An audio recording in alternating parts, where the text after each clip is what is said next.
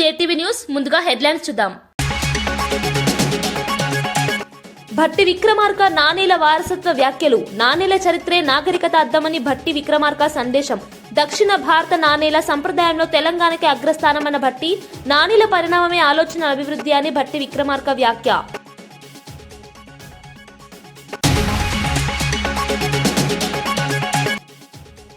మలక్పేట్ గంజి సమస్యలపై కవిత focus. Sanitation, lighting లోపాలపై కవిత serious. Koheda ఎదిగినా మలక్పేట్ గంజి నిలబడుతుందని కవిత ధీమా.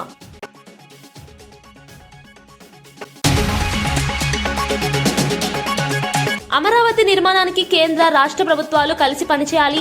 పార్లమెంట్లో అమరావతి శాశ్వత రాజధాని బిల్లు పెడతాం. సీఎం చంద్రబాబు అమరావతి బిల్లును మానిటర్ చేస్తున్నారు.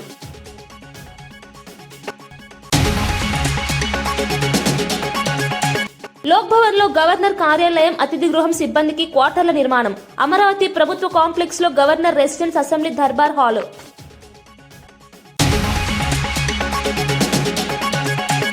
సీఎం మంత్రుల కృషిపై వైసీపీ విమర్శలు తగ్గవన్న యార్లగడ్డ. అమెరికాలో దిగ్గజ కంపెనీలతో లోకేష్ సమావేశమయ్యారని వెల్లడి. గూగుల్ డేటా సెంటర్ తెచ్చిన లోకేష్ ను అభినందించాలని హితవు. ఓటమి తర్వాత నియోజకవర్గానికి వెళ్లని కొడాలి నానిపై తీవ్ర విమర్శలు. మలక్పేట్ గంజ్ను సందర్శించిన తెలంగాణ జాగృతి అధ్యక్షురాలు కల్వకుంట్ల కవిత హమాలీలు వ్యాపారులతో సమస్యలు తెలుసుకున్నారు. పాత హైదరాబాద్ కు కిరాణా సరఫరాలో ఈ మార్కెట్ ప్రధాన కేంద్రమని, పెరిగిన ట్రాన్స్పోర్ట్ సదుపాయాలు, కొత్త మార్కెట్ యార్డులతో వ్యాపారం కొంత తగ్గినా ఇప్పటికీ మలక్పేట్ గంజ్ ప్రముఖ మార్కెట్ గా కొనసాగుతుందని చెప్పారు. ఇతర రాష్ట్రాల హమాలీలు అధికంగా పనిచేస్తున్న పరిస్థితుల్లో జీహెచ్ఎంసీ శానిటేషన్ పై ప్రత్యేక శ్రద్ధ పెట్టాలని, లైట్లు, డ్రైనేజీ వ్యవస్థలను మెరుగుపరచాలని కవిత కోరారు. భవిష్యత్తులో కోహెడ మార్కెట్ అభివృద్ధి చెందిన మలక్పేట్ మార్కెట్ కొనసాగుతుందని, 42 ఎకరాల ఈ ప్రాంతంలో కనీస సౌకర్యాలపై ప్రభుత్వం దృష్టి పెట్టాల్సి ఉందని డిమాండ్ చేశారు. కనీసం ముందడుగు పడనటువంటి పరిస్థితి ఉన్నది. ఎక్కడ కూడా మేము హైదరాబాద్ మహానగరంలో జిహెచ్ఎంసీ ఏరియాలో పెండింగ్ ఉన్న ఏ బ్రిడ్జ్ దగ్గరికి పోయినా కూడా విపరీతంగా యాక్సిడెంట్లు అయ్యి జనాలు ప్రాణాలు కోల్పోతూ ఉన్నారు. కాబట్టి ఇట్లాంటి బ్రిడ్జిలు పెండింగ్ పెట్టకుండా తొందరగా చేసుకుంటే బాగుంటుంది. ఉప్పల్ బ్రిడ్జ్ దగ్గర అదే పరిస్థితి, నెలకు 5-6 యాక్సిడెంట్లు అవుతున్నాయి. మనం మేము మేడ్చల్కి పోయినాం, అక్కడ అదే పరిస్థితి. ఇవాళ ఇక్కడ సైదాబాద్ దగ్గర ఉన్నాం, ఇక్కడ ఇదే పరిస్థితి. అంటే ఇవి మంచి కార్యక్రమాలు, కానీ ఆలస్యం అవడంతో ప్రజలకు ఇబ్బంది, ఒక పక్క ప్రాణ నష్టం జరుగుతుంది. కాబట్టి ప్రభుత్వం ఫోకస్ పెట్టి తొందరగా ఈ బ్రిడ్జిల్ని పూర్తి చేయాలి, ట్రాఫిక్ సమస్య తీర్చాలని చెప్పి నేను డిమాండ్ చేస్తూ ఉన్నాను. అదేవిధంగా మలక్పేట్కి ఎంటర్ కాగానే మరి ఆడపిల్లలందరితో కూడా కలిసి పెద్ద ఎత్తున స్కూటీలు ఇవ్వాలనేటటువంటి కార్యక్రమాన్ని కూడా చేయడం జరిగింది. ఈ ప్రభుత్వం ఏదైతే వాగ్దానాలు చేసిందో 2500 ఇస్తామని, స్కూటీలు ఇస్తామని, ఫ్రీ కరెంట్ ఇస్తామని, గ్యాస్ ఇస్తామని, అన్నీ కూడా ఎక్కడ చూసినా కూడా ప్రజలు అందడం లేదు అని క్లారిటీగా చెప్తా ఉన్నారు. కాబట్టి ప్రభుత్వాన్ని మేము ఒకటే డిమాండ్ చేస్తున్నాం, మీరు 6 గ్యారెంటీలు గాలికి వదిలేసిండ్రు, ఇది కరెక్ట్ కాదు. 6 గ్యారెంటీల మీద దృష్టి పెట్టండి, ముఖ్యంగా ఆడబిడ్డలకు ఇవ్వాల్సిన వాటి మీద దృష్టి పెట్టండి. Thank you. జై తెలంగాణ.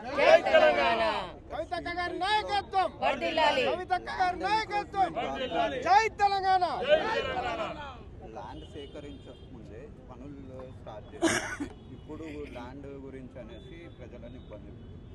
ప్రధానంగా ఇది వచ్చేసి హైవే, ఇది సాగర్ హైవేకి మనకి విజయవాడ హైవేకి అటాచ్మెంట్ ఉంది.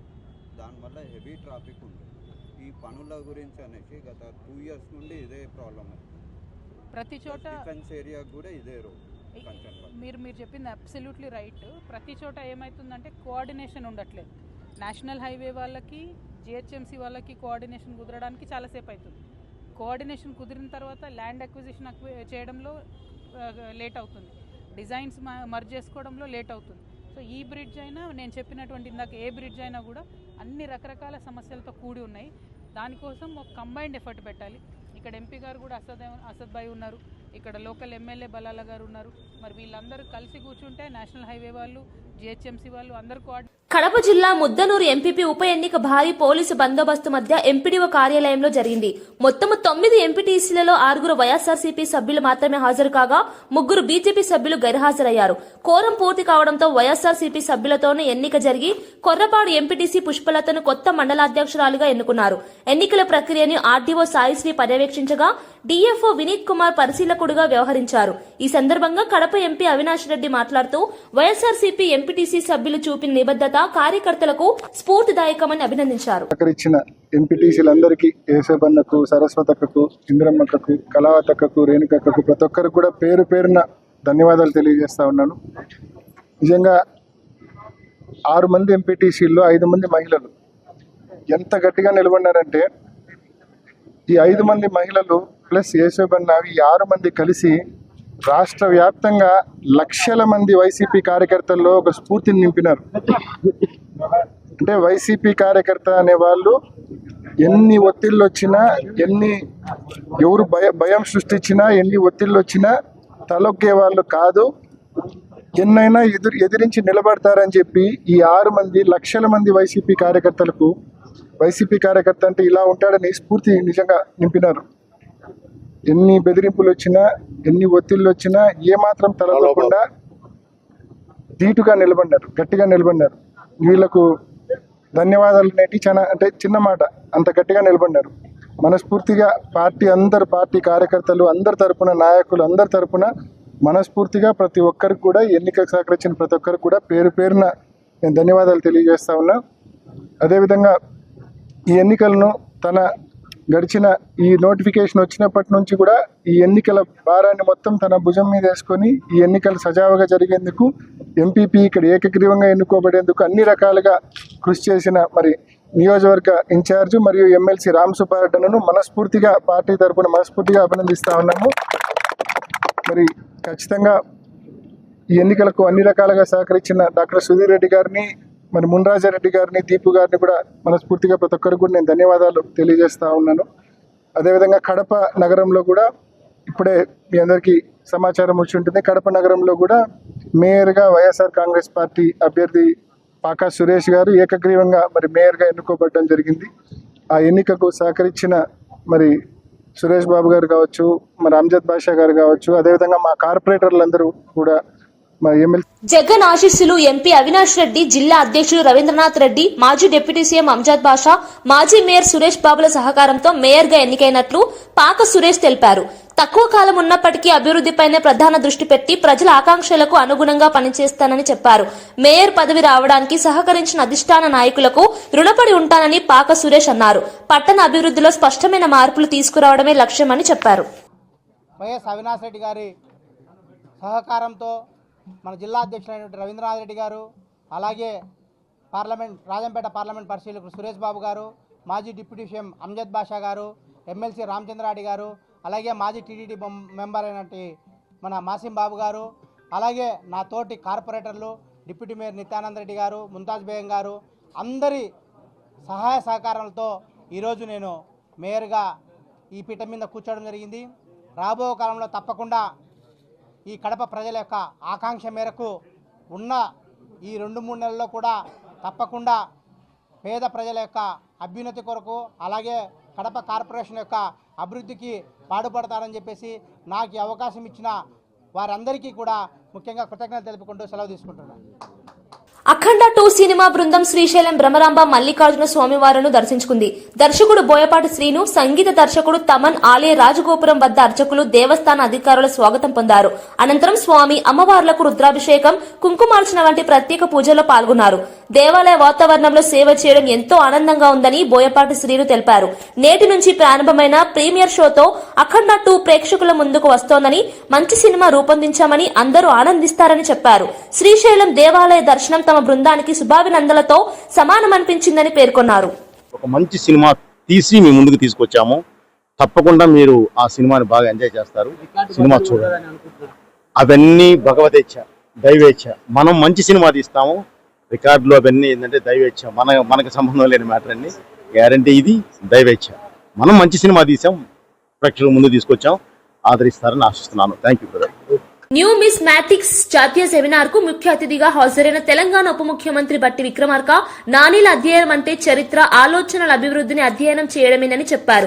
దక్షిణ భారతం నాణీల సంప్రదాయంలో అగ్రస్థానంలో నిలిచిందని, తెలంగాణ కూడా ఈ రంగంలో ముందంజలో ఉండాలని సూచించారు. వారసత్వాన్ని అర్థం చేసుకోవడం భవిష్యత్ తరాలకు అత్యవసరమని బట్టి అభిప్రాయపడ్డారు. రాష్ట్రంలో చారిత్రక పురావస్తు అధ్యయనాలను ప్రోత్సహించే దిశగా ప్రభుత్వం కృషి చేస్తోందని తెలిపారు.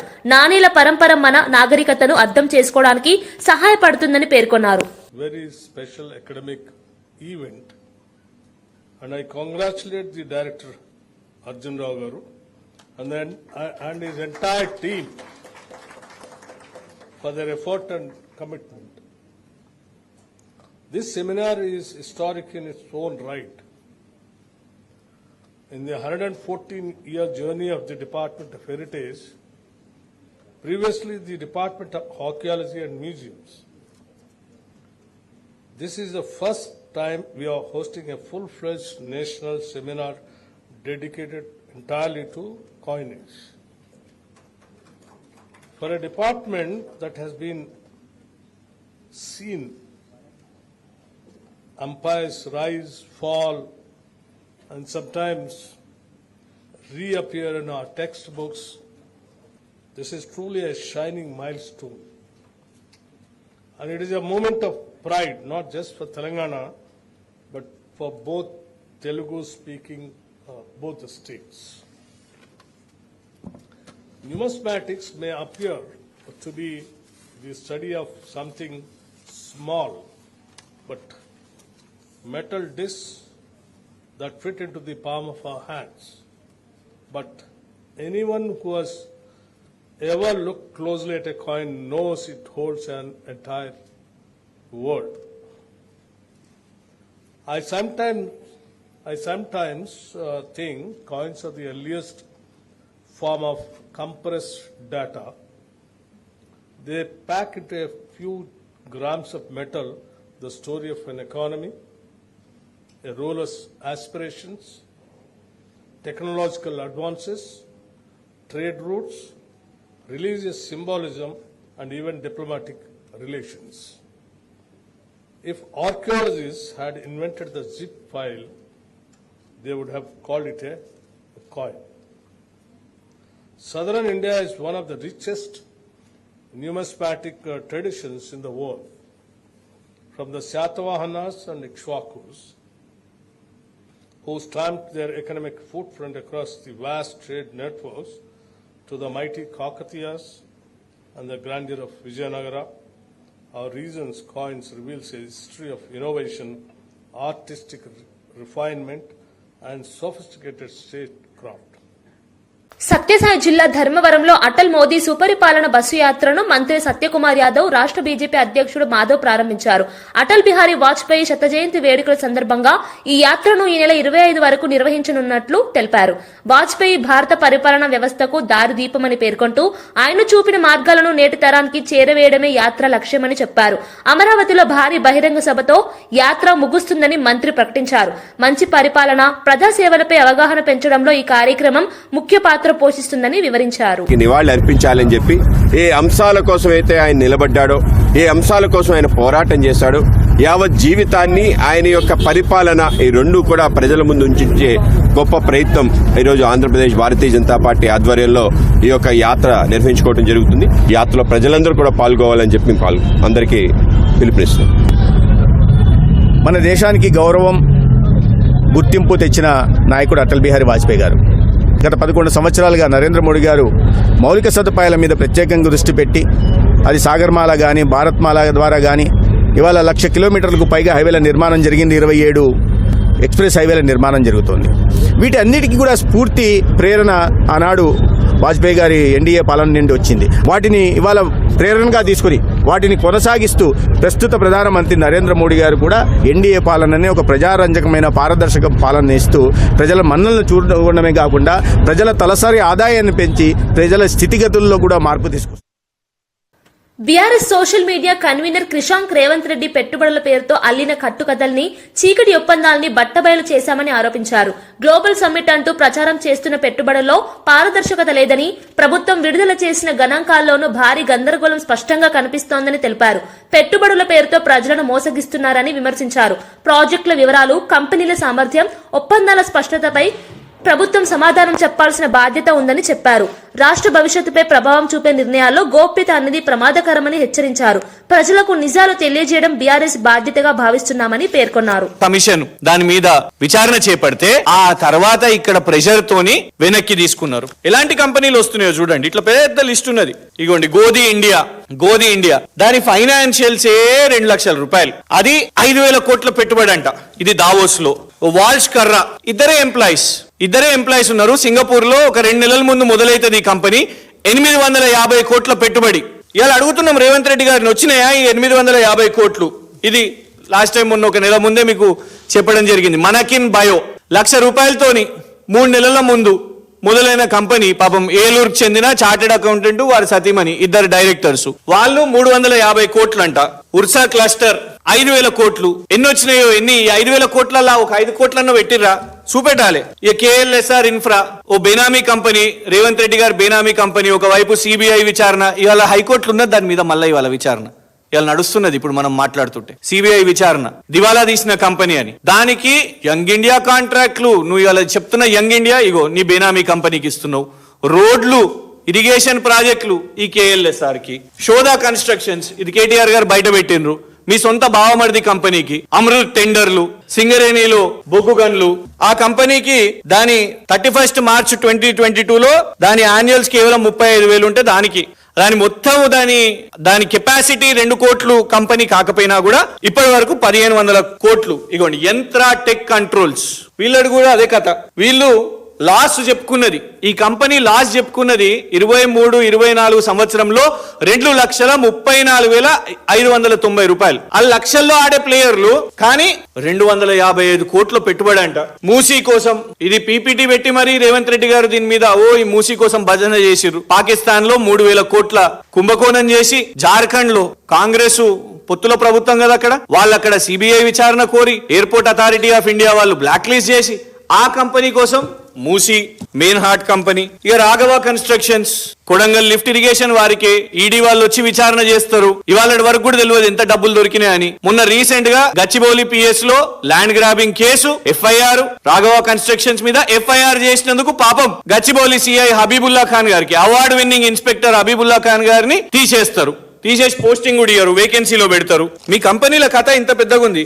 ఇగోండి డ్యూ వెంచర్స్, మీ సొంత డిఫాక్టో షాడో MLA పాలకుర్తి వారి కంపెనీ, వారి మీద ED విచారణ చేపట్టింది. హైకోర్టు ఆదేశించింది ED విచారణకు. వీళ్ళు 75 కోట్ల భూములు కబ్జా చేసుకున్నారు. ఇవంతా కూడా ఫారిన్ ఎక్స్చేంజ్ మేనేజ్మెంట్ యాక్ట్ కింద, ఫెమా కింద మీరు విచారణ చేపట్టండి అని. వాళ్ళు 100 కోట్ల పెట్టుబడి అంట ED కేసులు ఉన్నోళ్ళ మీద.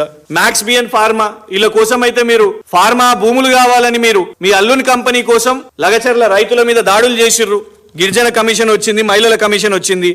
ఇవన్నీ మీ పాత ట్రాక్ రికార్డ్. ఇవే ఏమైనా ఈ పెట్టుబడులు, ఈ Davos, America, Korea, Japan, Singapore ఇవేమైనా అంటే ఇక లేటెస్ట్ ఇప్పుడు ఈ గ్లోబల్ సమ్మిట్ నుంచి ఇగోండి అతిరథ్ హోల్డింగ్స్ అనే కంపెనీ మొన్న పెట్టుబడి ప్రకటించారు. ఈ కంపెనీ విచిత్రం ఏంటంటే, ఈ కంపెనీ మొదలైంది 30 జూలై 2025న 10 లక్షల రూపాయలతో. మేము మొన్న అడిగినాం, 1,00,000 రూపాయల కంపెనీతో నువ్వు 500 కోట్లు ఎట్లా పెడతావు కదా అని అనేసరికి దాన్ని కొంచెం పెంచిరు, 10 లక్షలు చేసిరు. ఈ కంపెనీ 10 లక్షలు, కానీ పెట్టుబడి 4,500 కోట్లు అంట. ఈ 4 నెలల్లో 4,500 కోట్లు ఎట్లొస్తాయి అబ్బా? అయితే ఈ కంపెనీకి చెందిన యజమాని గారు ఇగోండి ఉత్తమ్ కుమార్ రెడ్డి గారితో. పాపం ఉత్తమ్ కుమార్ రెడ్డి గారు కూడా తెలుసో లేదో రేవంత్ రెడ్డి గారు ప్రకటించారు కాబట్టి, నిజంగానే 4,500 కోట్ల పెట్టుబడి పెట్టేట ఆయనే ఇట్లుంటది ఆ వ్యవస్థ. మంత్రి గారికి ఇట్లా కూర్చొని ఆయన ఇట్లా నిలబడి 4,500 కోట్లు పెట్టే పెట్టుబడిదారుని. విజయవాడ భవానీపురం ఫ్లాట్స్ ను అర్ధరాత్రి దౌర్జన్యంగా కూల్చివేశారని మాజీ మంత్రి వెల్లంపల్లి శ్రీనివాస్ తీవ్ర ఆవేదన వ్యక్తం చేశారు. సుప్రీంకోర్టు ఇచ్చిన స్టే ఆర్డర్ ను పట్టించుకోకుండా ప్రభుత్వం క్రూరంగా వ్యవహరించిందని విమర్శించారు. బ్యాంకు లోన్లు తీసుకుని రిజిస్ట్రేషన్ పూర్తయిన ఇళ్లను అడ్డగోలుగా నేలమట్టం చేయడం ప్రజాస్వామ్యాన్ని అవమానించడమని అన్నారు. చిన్నపిల్లలు, వృద్ధులు రాత్రివేళ చెట్ల కింద నిలబడిన దారుణ దృశ్యాలను ప్రభుత్వం గమనించలేదని ప్రశ్నించారు. బాధితులకు వైఎస్ జగన్ అండగా ఉంటారని, న్యాయం కోసం పార్టీ తగిన న్యాయ సహాయం అందిస్తుందని పేర్కొన్నారు.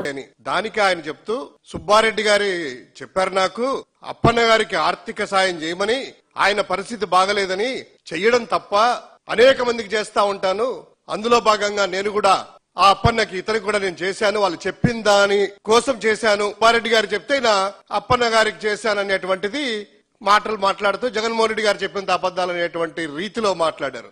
ఒకే ఒకటి ఈ రోజు అడుగుతా ఉన్నాం, నిజమే ధర్మమే అనుకుందాం, దానమే అనుకుందాం, ఎవరైనా కూడా ధర్మమో దానమో అంటే, లేదా ఆర్థిక సాయమో అనుకుంటే ఏదో ఒకసారి 50,000, 1,00,000, 10,000, 5,000 శక్తి కొద్దీ వాళ్ళ అవసరం కొద్దీ ఏదో ఇచ్చేస్తారు. సరే ఈయన కూడా ఇచ్చినాడు అనుకుందాం ఆయన చెప్పినట్టు ప్రకారము. కానీ ఎవరైనా కూడాను ఒకే అమౌంట్ లో ఒకే తేదీ సంవత్సరాలుగా ప్రతి నెల అకౌంట్ లో వేస్తే ఏమంటారండి? దానం అంటారా? ధర్మం అంటారా? ఆర్థిక సాయం అంటారా? లేదా ఉద్యోగికి ఇచ్చినటువంటి జీతం అనుకుంటారా? ఖచ్చితంగా ఈ రోజు ఆ స్టేట్మెంట్లు కానీ, అప్పన్న గారి స్టేట్మెంట్లు కానీ, లేదా VPR మైనింగ్ స్టేట్మెంట్లు కానీ ఒక్కసారి పరిశీలిస్తే మనకు అందుబాటులో ఉండేటిగా చెప్తున్నాం. 2023 మార్చి 1వ తారీఖు నుంచి ప్రతి నెల 1వ తారీఖున క్రమం తప్పకుండా టంచనుగా ఎన్ఈఎఫ్టీ ద్వారా 25,000 రూపాయలు ఎవ్రీ మంత్ క్రెడిట్ అవుతా ఉంది. తెలుగుదేశం పార్టీలో చేరారు, ఎంపీ అభ్యర్థిగా ఆయన ప్రకటించుకున్నారు, వారి సతీమణి కూడాను కోవూరు టికెట్ ఇచ్చారు. అప్పుడు మానేయాలి కదా వైఎస్ఆర్ కాంగ్రెస్ పార్టీ చెప్పిన వాళ్ళకి. అప్పన్న అనే వ్యక్తి సుబ్బారెడ్డి పిఏ కాదని వేమిరెడ్డి పిఏనే అని వైఎస్ జగన్ వెల్లడించారని వైఎస్ఆర్సీపీ అధికార ప్రతినిధి పుత్తా శివశంకర్ తెలిపారు. ప్రతి నెల అతని ఖాతాలో జీతం జమ అవుతున్న ఆధారాలు దీనికి నిదర్శనమని పేర్కొన్నారు. టీడీపీకి వెళ్లిన తర్వాత కూడా 2025 మార్చి వరకు అప్పన్న జీతం కొనసాగించడం ఏ ఉద్దేశంతోనని ప్రశ్నించారు. వేమిరెడ్డి చెప్పిన కథనాలు అబద్దాలతో నిండిపోయాయని, ప్రజలను తప్పుదారి పట్టించే ప్రయత్నం చేస్తున్నారని ఆరోపించారు. నిజాలు బయటపడడంతో టీడీపీ నాయకులు గందరగోళానికి గురవుతున్నారని అన్నారు.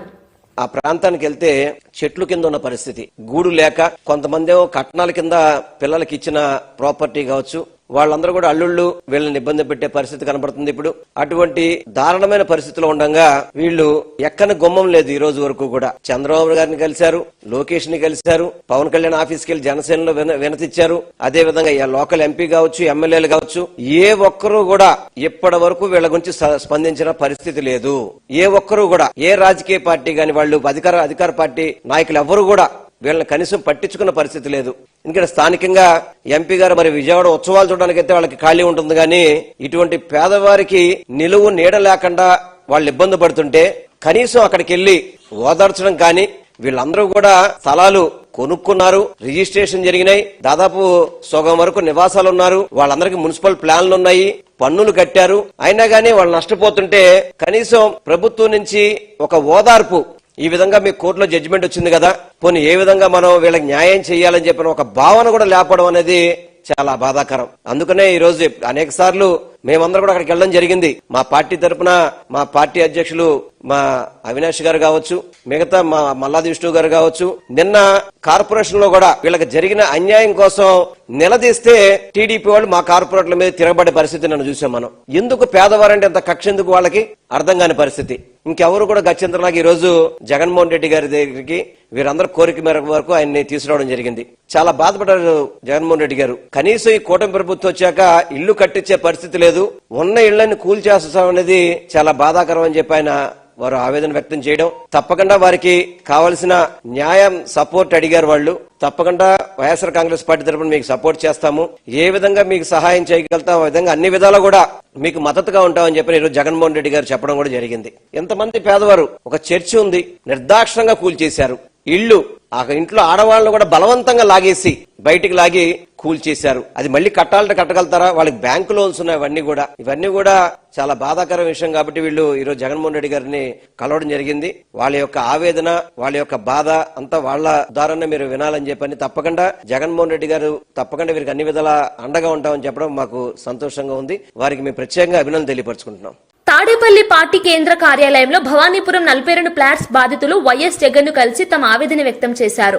కోర్టు స్టే ఉన్నప్పటికీ కూటమి ప్రభుత్వం అర్ధరాత్రి ఇళ్లను కూల్చేయడం దారుణమని బాధితులు వివరించారు. కుటుంబాలు రోడ్లపై నిలిచిపోయినా ప్రభుత్వం స్పందించకపోవడం అన్యాయమని తెలిపారు. బాధితుల మాటలు విన్న వైఎస్ జగన్ అధైర్యపడవద్దని, పార్టీ పూర్తిగా అండగా నిలుస్తుందని భరోసా ఇచ్చారు. అవసరమైన న్యాయ సహాయం అందించేందుకు పార్టీ న్యాయవాదులను బాధ్యతలు అప్పగిస్తున్నట్లు చెప్పారు. నిరాధారంగా ప్రజల ఇళ్లను ధ్వంసం చేసిన కూటమి ప్రభుత్వ అసలు స్వరూపం బయటపడుతుందని పేర్కొన్నారు. అమరావతిని ఏకైక రాజధానిగా గుర్తిస్తూ బిల్లు త్వరలోనే పార్లమెంట్లో ప్రవేశపెట్టనున్నట్లు కేంద్ర సహాయ మంత్రి పెమ్మసాని చంద్రశేఖర్ స్పష్టం చేశారు. శాశ్వత హోదా విషయంలో కేంద్రం పూర్తిగా కట్టుబడి ఉందని చెప్పారు. 2014 నుంచి చట్టపరంగా గుర్తించాలా లేక ప్రస్తుత సమయానికి గుర్తించాలన్న సాంకేతిక అంశాల వల్లే స్వల్ప ఆలస్యం జరుగుతోందని పేర్కొన్నారు. మొత్తం ప్రక్రియని ముఖ్యమంత్రి చంద్రబాబు స్వయంగా పర్యవేక్షిస్తున్నారని తెలిపారు. అమరావతి భూములు ఇచ్చిన 34,000 మంది రైతుల భవిష్యత్తును వైఎస్ జగన్ ప్రభుత్వం నాశనం చేసిందని తీవ్ర విమర్శలు చేశారు. అమరావతిపై జగన్ చేసే వ్యాఖ్యలు విషం కక్కే వాటితో సమానమని దుయ్యబట్టారు. వారి మంది మార్బల ఎంత మంది వచ్చినా కూడా ఈ అమరావతి బిల్లుని ఒక నెల అటు అయితే అవ్వచ్చు, కానీ ఎట్టి పరిస్థితుల్లో దానికి గెజెట్ నోటిఫికేషన్ తీసుకొచ్చే విధంగా ఇక్కడ ఉన్నటువంటి నాయకులు కానీ గౌరవ ముఖ్యమంత్రి గారు అందరూ కృషి చేస్తారు. అది ఒకటి. రెండో ఇష్యూ తీసుకుంటే ఈ రోజున అమరావతిలో మీరు చూడండి డెవలప్మెంట్ ఏ విధంగా జరుగుతూ ఉందనేది. దాదాపు కొన్ని వేల మంది వర్కర్స్, కాంట్రాక్టర్స్ ఈ రోజున డే అండ్ నైట్ వర్క్ చేసి అమరావతిని నిర్మిస్తూ ఉన్నారు.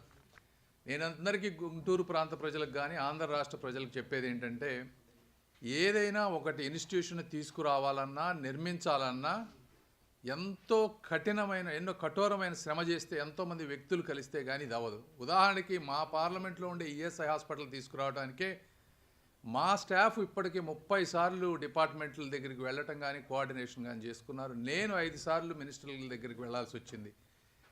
ఈ విధంగా ఒక చిన్న హాస్పిటల్కి అంత వర్క్ ఉంటే, ఒక మహానగరాన్ని నిర్మించాలంటే, ఈ సంస్థలన్నీ తీసుకురావాలంటే స్టేటు సెంట్రల్లో ఎంత కోఆర్డినేషన్ అవసరమో, ఎంతమంది వర్క్ చేయాలో దయచేసి అర్థం చేసుకోండి. ఇవన్నిటినీ చెయ్యటం చేతగాకే జగన్మోహన్ రెడ్డి గారు కేవలం బటన్ నొక్కుతా 5 సంవత్సరాల కాలాన్ని గడిపేశారు. అంటే ఆంధ్రప్రదేశ్లో అమాయకులు బటన్ నొక్కి కొన్ని పథకాలు ఇస్తే ఓట్లేస్తారు, డెవలప్మెంట్ ఎవరికి అవసరం లేదు అనే ఉద్దేశంతో ఆయన ఒక డెవలప్మెంట్ ప్రాజెక్ట్ చేస్తే అసలు డెవలప్మెంట్ అనేది ఎంత కష్టమో వారికి అర్థమవుతుంది. కాబట్టి మరొక్కసారి ఆంధ్రప్రదేశ్ ప్రజలు ఇది గుర్తుపెట్టుకోవాలి. జగన్మోహన్ రెడ్డి గారు కానీ వారి మనుషులు కానీ అమరావతిపై నిరంతరం వరల్డ్ బ్యాంకుకు లెటర్ రాస్తారు డబ్బులు ఇవ్వద్దని, బిల్లు ఆపమని ఈ విధంగా ఇక్కడ ప్రెషర్ చేస్తారు. ఇవన్నీ చేస్తూ ఉన్నారు. మీరు దయచేసి అర్థం చేసుకోండి. ఇలాంటి వ్యక్తికి మీరు శాశ్వత రాజకీయ సమాధి చేయకపోతే ఆంధ్ర రాష్ట్ర ప్రజల భవిష్యత్తు అగమ్యగోచరంగా ఉంటుందని మీ అందరికీ మరొకసారి తెలియజేసుకుంటూ, మీకోసం నిరంతరం ఎంత కష్టపడాలో అంత కష్టపడి అమరావతిని ముందుకు తీసుకువెళ్తామని మీ అందరికీ తెలియజేసుకుంటా ఉన్నాను. Thank you. సచివాలయంలో జరిగిన ఏపీ మంత్రివర్గ సమావేశంలో మొత్తం 44 అజెండా అంశాలకు కేబినెట్ ఆమోదం తెలిపింది. పురపాలక, పట్టణాభివృద్ధి శాఖలో సమగ్ర నీటి నిర్వహణ కోసం 9,500 కోట్లతో 506 ప్రాజెక్టులకు అనుమతిని మంజూరు చేసింది. అమరావతిలో Lok Bhavan, assembly durbar hall, governor కార్యాలయం, గెస్ట్ హౌస్లు, స్టాఫ్ క్వార్టర్ల నిర్మాణానికి కూడా ఆమోదం లభించింది. సీడ్ యాక్సిస్ రహదారిని జాతీయ రహదారికి అనుసంధానించే పనుల కోసం 532 కోట్లు కేటాయించేందుకు టెండర్లు పిలిచేందుకు అనుమతి ఇచ్చింది. అదనంగా పాలేరు నదిపై check dams, prisons and correctional services బిల్లుపై చర్చించి అనుమతులు మంజూరు చేసింది. రాష్ట్ర పెట్టుబడుల ప్రోత్సాహక మండలి ఆమోదించిన 20,444 కోట్ల పెట్టుబడులకు కూడా కేబినెట్ ఆమోదం తెలిపింది. మెయింటెనెన్స్ ఆపరేషనల్ ఎక్స్పెండిచర్ కింద యుఎల్బీస్ 1563.42 కోట్లని ఈ నిధులు ఏర్పాటు చేయడం జరుగుతుందని చెప్పేసి మనం చేస్తాను. అమరావతి ఏపీలోని అమరావతి ప్రభుత్వ కాంప్లెక్స్ ప్రాంతంలో governor residence, assembly durbar hall, governor office, guest house, 2 guest హౌస్లతో పాటు సిబ్బంది క్వార్టర్లతో కూడిన లోక్ భవన్ నిర్మాణానికి, ఇప్పుడు ఇంతకుముందు రాజ్భవన్ అనేవాళ్ళం, ఇప్పటి నుంచి అది లోక్ భవన్ నిర్మాణానికి L1 బిడ్ను ఆమోదించేందుకు ఏపీసీఐడిఏ కమిషనర్కు అధికారం ఇచ్చే ప్రతిపాదనకు రాష్ట్ర మంత్రి మండలి ఆమోదం తెలిపింది. అంటే ఇంతకుముందే టెండర్లు పిలిచాం క్యాబినెట్ అప్రూవల్తో. ఇప్పుడు L1గా వచ్చిన బిడ్డర్కి ఈ టెండర్ అప్పగించడానికి సిఐడిఏ చైర్మన్కి, కమిషనర్కి అధికారం ఇస్తూ నిర్ణయం తీసుకుంది. అదేవిధంగా ఏపీలోని NH16తో అనుసంధానించే ఇంటర్చేంజ్తో పాటు యుటిలిటీలతో కూడిన బ్రిడ్జెస్, అండర్ పాస్లు మరియు 6 లేన్ ఎలివేటెడ్ కారిడార్తో E3 రోడ్ విస్తరణకు సంబంధించి L1 బిడ్ను ఆమోదించేందుకు చైర్పర్సన్ అండ్ MD ADCLకు అధికారం ఇచ్చే ప్రతిపాదనకు రాష్ట్ర మంత్రి మండలి ఆమోదం తెలిపింది. ఈ ప్రాజెక్ట్ లంసం కాంట్రాక్ట్. అమరావతిలో జరిగిన మీడియా సమావేశంలో టీడీపీ అధికార ప్రతినిధి మహాసేన రాజేష్ సీఎం జగన్ పై తీవ్ర స్థాయిలో విమర్శలు చేశారు. నేరస్తులను 420 కేసులో ఉన్న వ్యక్తులను వెనకేసుకొస్తూ జగన్ ప్రభుత్వం రాష్ట్రానికి చెడు సందేశం ఇస్తోందని అన్నారు. ప్రజాస్వామ్యంలో నేరాలకు, అవినీతికి చోటివ్వాలనే విధంగా వైఎస్ఆర్సీపీ వ్యవహరిస్తోందని ఆరోపించారు. గత ప్రభుత్వ కాలంలో జరిగిన అవినీతిని మూసివేయడానికి, నిజాలను దాచడానికి జగన్ ప్రయత్నిస్తున్నారని చెప్పారు. ప్రజలు కోరింది సుశాసనం కానీ జగన్ అందిస్తున్నది నేరస్తులకు రక్షణ మాత్రమేనని రాజేష్ విమర్శించారు. రాష్ట్రాన్ని దిశాహీనంగా నడిపిస్తూ అభివృద్ధి పేరుతో ప్రజలను మోసం చేస్తున్నారని ఆరోపిస్తూ టీడీపీ ప్రజల కోసం పోరాటాన్ని మరింత ముమ్మరం చేస్తుందని తెలిపారు. పనిచేసింది అని డైరెక్ట్గా ప్రెస్ మీట్లో చెప్పాడు. అయితే అంత గొప్పగా ఈయన బయట తీసుకురావడానికి ఈ రాష్ట్రం కోసమో దేశం కోసమో పోరాడిన మహావీరుడైతే కాదు అతను. ఈ రాష్ట్రంలో ప్రజల కోసం, ప్రజల తరపున మాట్లాడిన ప్రజా ఉద్యమకారుడు కూడా కాదు.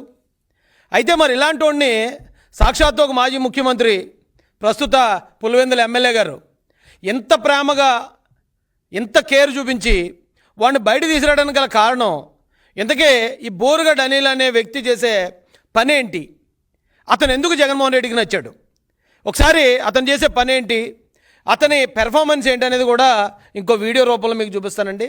ప్లీజ్ ఆ రెండో వీడియో ప్లే చేయండి సార్. చేతికేసిన సంఖ్యలు తీసే చాలు నా కొడకలారా, అరగంట 9 లోపు నా కొడకలారా మీ తలకాయలు తీసేస్తాం. తింటాడు, అమ్మాయిలు పాడు చేస్తారు, ఇంట్లో పనులు పాడు చేస్తారు, స్కూల్ కి ట్యూషన్ చెప్పడానికి వచ్చిన టీచర్ కి కడుపు చేస్తారు. రోజు 10 మందితో పడుకునేది సాఫ్ట్వేర్ ఇండస్ట్రీ. తప్పని అట్లా మాట్లాడు. మీరు చూసిరా నా పడుకున్నప్పుడు చూసి ఇట్లా అంటే నేను ఇంటర్వ్యూ చేయలేనా?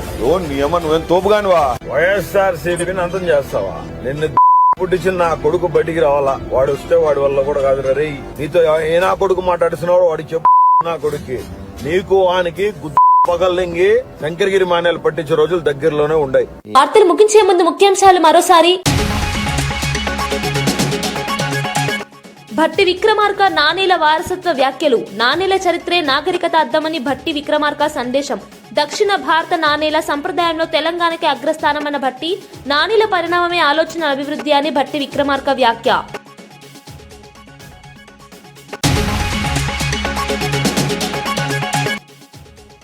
మలక్పేట్ గంజి సమస్యలపై కవిత ఫోకస్. శానిటేషన్, లైటింగ్ లోపాలపై కవిత సీరియస్. కోహెడ ఎదిగినా మలక్పేట్ గంజి నిలబడుతుందని కవిత ధీమా.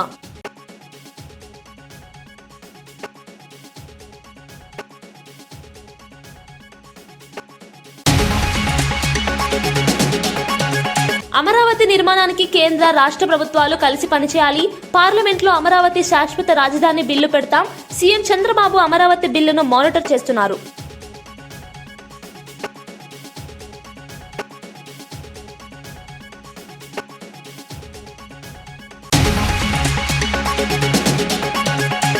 లోక్ భవన్ లో గవర్నర్ కార్యాలయం, అతిథి గృహం సిబ్బందికి క్వార్టర్ల నిర్మాణం. అమరావతి ప్రభుత్వ కాంప్లెక్స్ లో governor residence, assembly durbar hall.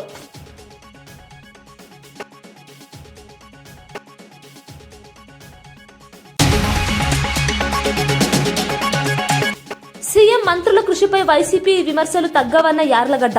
అమెరికాలో దిగ్గజ కంపెనీలతో లోకేష్ సమావేశమయ్యారని వెల్లడి. గూగుల్ డేటా సెంటర్ తెచ్చిన లోకేష్ ను అభినందించాలని హితవు. ఓటమి తర్వాత నియోజకవర్గానికి వెళ్లని కొడాలి నానిపై తీవ్ర విమర్శలు. ఇవి ఈనాటి వార్తా విశేషాలు. మరో బులెటిన్ లో మళ్ళీ కలుద్దాం. నమస్కారం.